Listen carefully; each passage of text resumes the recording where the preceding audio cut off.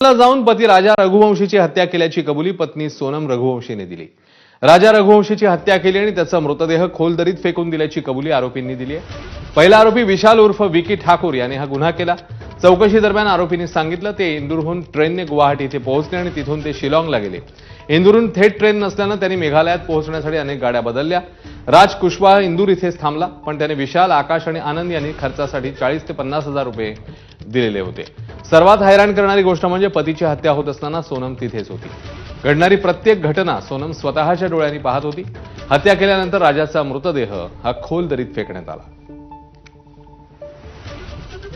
कबूल किया है ये सब में, वो ये कंस्पिरेसी में तो वो साजिश है। फिलहाल यही दिख रहा है कि ये लव एंगल, परंतु हम लोग थारो इन्वेस्टिगेशन करेंगे ताकि we'll get to the root of the matter.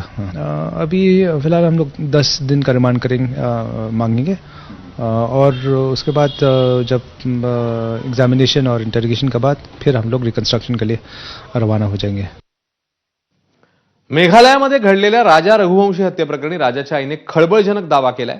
सोनमच्या पत्रिकेत मंगळ दोष होता आणि त्यात सुधारणा करण्यासाठी तिने राजाची हत्या केली। त्यानंतर तिचा राज कुशवाहाशी विवाह करण्याचा प्लॅन होता। तिच्या आईला याबद्दल सगळं माहिती होतं असा आरोप राजाच्या आईने केलाय। एवढंच नव्हे तर गुवाहाटीच्या कामाख्या मंदिरात सोनमने तंत्रमंत्र केल्याचा दावा देखील राजाच्या आईने केला।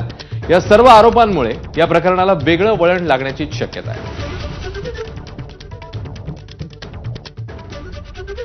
वो राज पुष्पा जो भी है उसको मंगल दोष नहीं था, तो हो सकता उसने राजा की पूरी प्लानिंग बनाई, घर वाले की वजह से उसने सब शादी करी। मतलब इसके बाद में ना उसने सोचा कि मैं राजा को रास्ता से हटा दूंगी और पता भी नहीं चलेगा किसी को, क्योंकि उसने फिकवाया था इस जगह कि जहां से अपन राजा को लेके आए वहां से कोई लेके नहीं आ सकता है गया।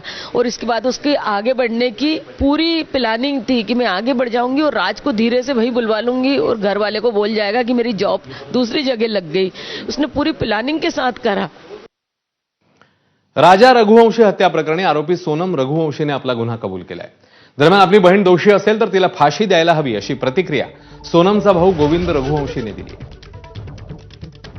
मैंने लड़की दी थी, उस लड़की की जगह पे मैं इस परिवार का हिस्सा हूँ, उससे रिश्ता हमने तोड़ दिया है और इस परिवार का हिस्सा मैं हूँ और आज से सभी चीजें मैं करूंगा उसके खिलाफ, क्योंकि राजा मेरा बहुत प्रिय था। सोनम दोषी है तो उसको है ना डायरेक्टली फांसी पे चला दिया जाए। तो दीदी ही बोलता था और दूसरा राखी बांधते थे ये 3 साल से, और मेरे खुद घर में हम दोनों साथ में बैठ के राखी बंधवाई है।